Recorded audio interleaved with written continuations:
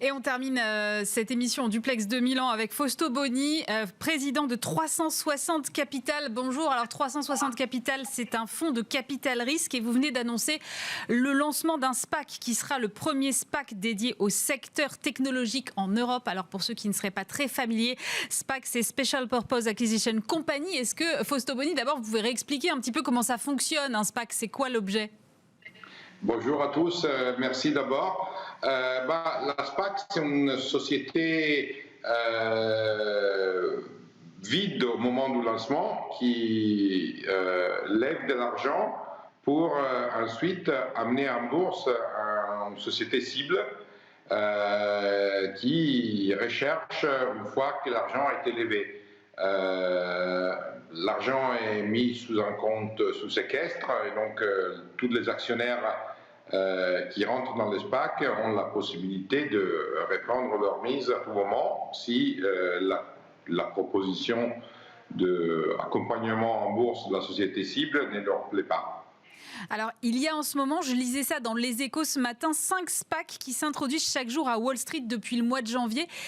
Évidemment, alors en France et en Europe, on n'en est pas du tout là. Est-ce que vous avez l'impression qu'on a pris du retard ? Oui, on a pris du retard certainement, parce qu'en fait, les marchés américains étant certainement plus développés et plus riches de cibles que l'Europe, mais pas autant que ça. Donc 250 SPAC contre 2 ou 3. C'est pas explicable. Donc il se peut certainement qu'il y a un excès d'offres aux États-Unis, certainement il y a un manque en Europe, et c'est pour ça qu'on a lancé cette première SPAC. Alors vous avez choisi de vous positionner sur le secteur de la tech, pourquoi ce choix précis ? Parce que notre activité, en fait, nous voyons le SPAC comme un des outils de financement des boîtes à forte croissance. Et nous sommes investisseurs dans le capital risque depuis plus que 20 ans.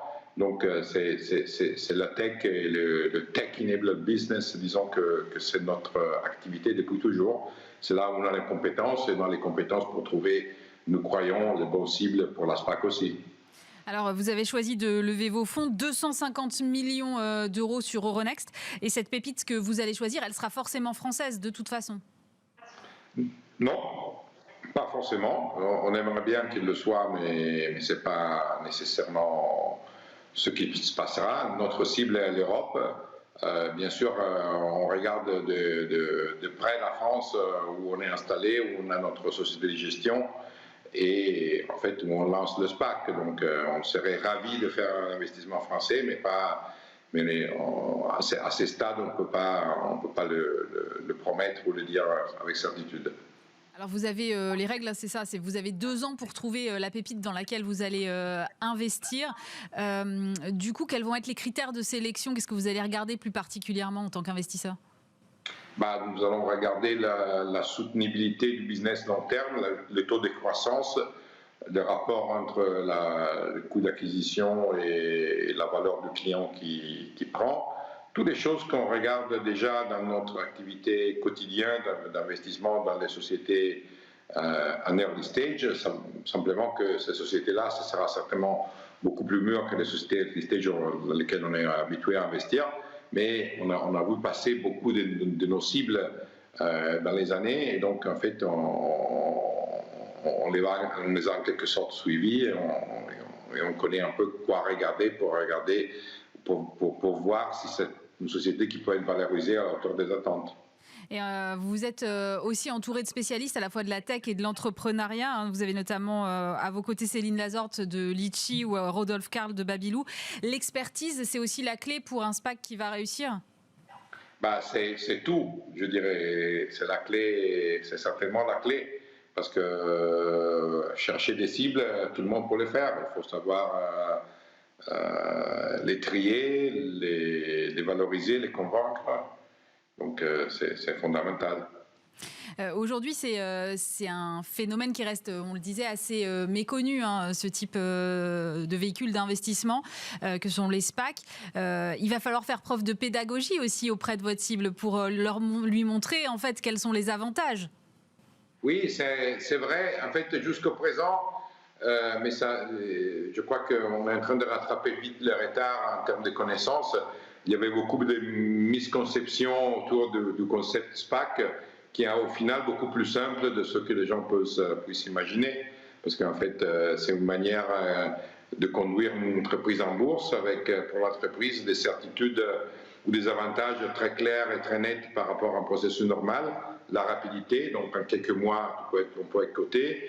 La certitude sur les prix, parce qu'en fait, c'est une affaire qui est négociée, pré-négociée entre le sponsor du SPAC, donc nous, et la société cible.